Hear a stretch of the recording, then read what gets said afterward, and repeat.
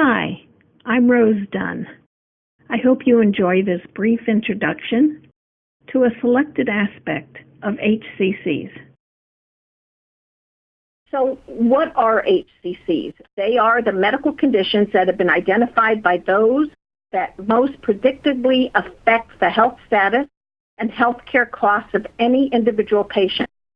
They're classified by disease processes and specific body systems. And so in that way, they are very similar in structure to the MDCs in our DRGs. Now, what are the sources that we can use of documentation in order to code an HCC diagnosis?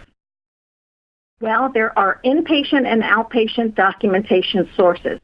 So our hospitals and our physician office coding are equally important if we are going to be reimbursed under an HCC methodology.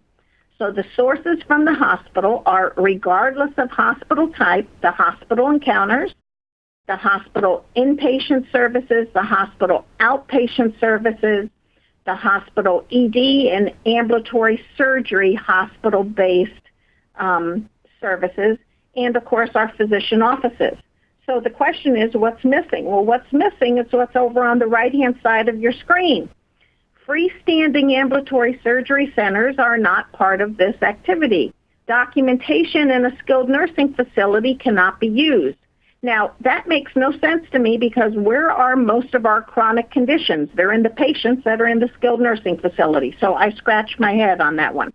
When I go down that list, I also look at nurses. Don't we use nursing documentation for wound care services? Don't we use dietitian documentation for BMI? So there's some quirks about HCC coding that we need to keep in mind. Now, HCCs must be documented by a CMS-approved clinician, and those clinicians are defined by state. So each state's approved clinicians for CMS might differ, and it has to occur during a face-to-face encounter. Now, telemedicine is now considered face-to-face for Medicare Advantage patients. And I recently saw something pop up in one of my newsletters about a concern about providers perhaps going to the use of telemedicine applications more so to avoid having the visits occurring in the office. I don't understand that, but who knows? Maybe there's some truth to it. The bottom line is it's not getting paid for what you do, but it's getting paid for what you document. So document what you do completely to get paid. That's what I tell my CMS-approved clinicians. And in an HCC environment, our coding professionals must help our providers to get paid for what they do. If your organizations have partnered with its physicians in a bundled payment or a risk-sharing arrangement along with Medicare, Medicaid, or a commercial payer, and HCCs are being used as the reimbursement methodology for that partnership, then we need to help our docs because their payments will be going into the coffers that are going to be shared with all participants of the risk partnership. So that gives us a new focus as coding professionals to ensure that we coach our clinicians accordingly. Now, we are on Model 23 of the CMS-HCCs. It was effective on January 1st. It includes about 10,000 ICD-10 CM codes.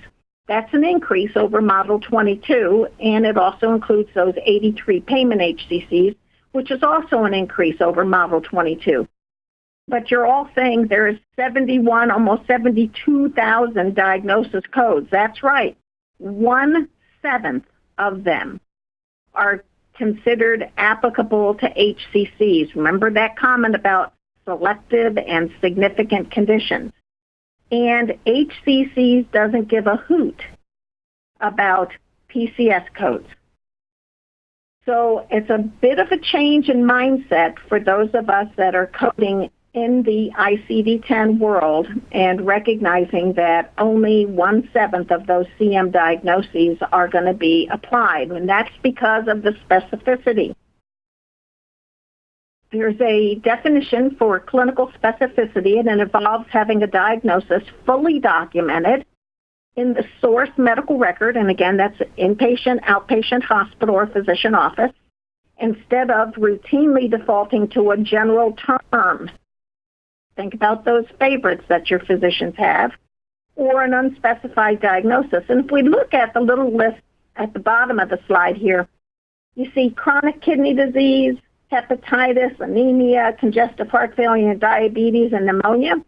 These are the most common diagnosis codes that are used by physicians for all forms of this disease. And 4 of the 6 do not fall into a payment HCC. So that means if your physicians have their perfect favorite pick list and they are using those unspecified codes, you're going to lose 66% of your reimbursement. And that means they'll lose 66% of their reimbursement if you're under a HCC reimbursement model.